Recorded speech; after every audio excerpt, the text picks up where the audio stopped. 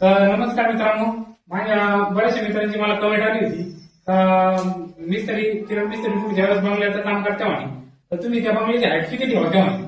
आणि आपण जर हाईटवर समजा काही असे जास्त ठेवली तर कमी ठेवली तसे काही फायदे तोटे. आता आज आपल्या सोबत राहुल मिस्त्री, तर आपल्याला राहुल मिस्त्री हाईट विषयी एकदम सोपी भाषेत आणि सुटसुटीत सांगतील की तुम्ही तुमच्या बंगल्याची हाईट कशी ठेवली पाहिजे आणि ते तुमच्यासाठी कसं चांगलं राहील. आपण राहुल मिस्त्री विचारू. तर राहुल मिस्त्री नमस्कार. नमस्कार. राहुल मिस्त्री, ज्यावेळेस आता आमचे मित्र घराचे काम सुरू करतील तर त्यांना तुम्ही एकदम अशा सोप्या भाषेत सांगा की तुम्ही तुमच्या बंगल्याची हाईट किती ठेवली पाहिजे. कमीत कमी ना आपला ग्राउंड फ्लोर राहतो ना त्याचे 11 आणि फर्स्ट फ्लोर याची बी 11 फूट हाईट करायला पाहिजे, जेणेकरून आपल्या रूम मध्ये ना प्रशस्त दिसन मोकळी हवा खेळणार उन्हाळ्यात गरमणार नाही. त्यामुळे ना या रूमची आपण हाईट 11 फूट ठेवली पाहिजे. अशी हाईट आपण 11 फूट ठेवली पाहिजे.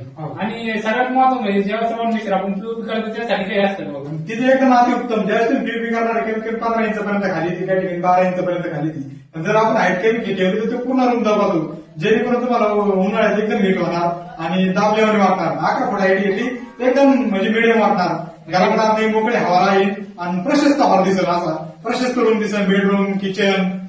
तर ठीक आहे मित्रांनो, ज्या पद्धतीने तुम्हाला राहुल मिस्त्रीने सांगितलं तुमच्या जे घर असेल किंवा बंगला असेल कमीत कमी तुम्ही 11 फूट हाईट ठेवली पाहिजे. आणि 11 फूट हाईट ठेवल्यानंतर तुमचा काय फायदा होणार ते पण त्यांनी व्यवस्थित सांगितलं.